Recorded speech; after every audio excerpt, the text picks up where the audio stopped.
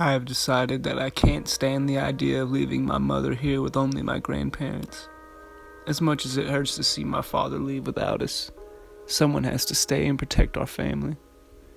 People say the Nazi armies are seizing resources from people's homes and detaining anyone of Jewish faith. My grandfather has been working on digging out a hiding spot under the floor of our kitchen. I am petrified of what is to come, but I know now more than ever I have to find a way to fight back.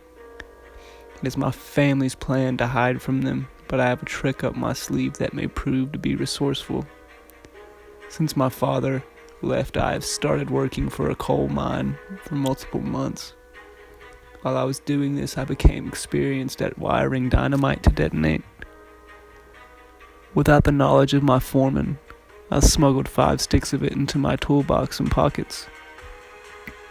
There is a long and open road that is in a valley before you get to our town. I'll be waiting for a unit here, then I will light the fuse in time to give me a running start back to the farm. If I time it right, the detonation should make contact with the front of the unit and damage any vehicles and possibly kill soldiers.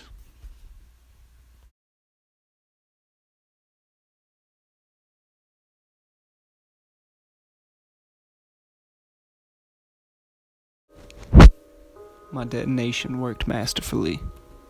In the excitement of it all, I didn't turn around, but I felt the devastation and heard the screams and gunfire. The soldiers were royally confused. After I turned home drenched in sweat with my adrenaline pumping, my mother became terrified. Her and my grandparents heard the explosion, and upon my arrival had started to understand what had happened. They emphatically stressed that I start to hide under the kitchen floorboards in the spot they had dug out. They tried to stay calm, but they knew the only chance I had now was to hide. I lowered myself into the floor and waited. The unit ended up showing up a couple hours later. When they showed up, they inquired about a man in this area who had been seen running from the explosion site. My mother insisted that she had no idea what they were talking about. After seeing my photo on the fireplace, though, the military lieutenant started to become red with anger. He ordered the soldiers to detain my grandparents and hold them. After that, he grabbed my mother back by the back of her hair and pulled it while standing in front of her and pressing a pistol barrel to the front of her head. Now he was screaming at her. "I'm not stupid.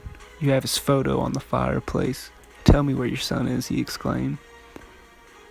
He shoved my mother face first into the floorboards, making her bleed from her nose. The lieutenant continued and said, "Ma'am, you better hope your son is here, or else it is going to be you who pays for his crimes."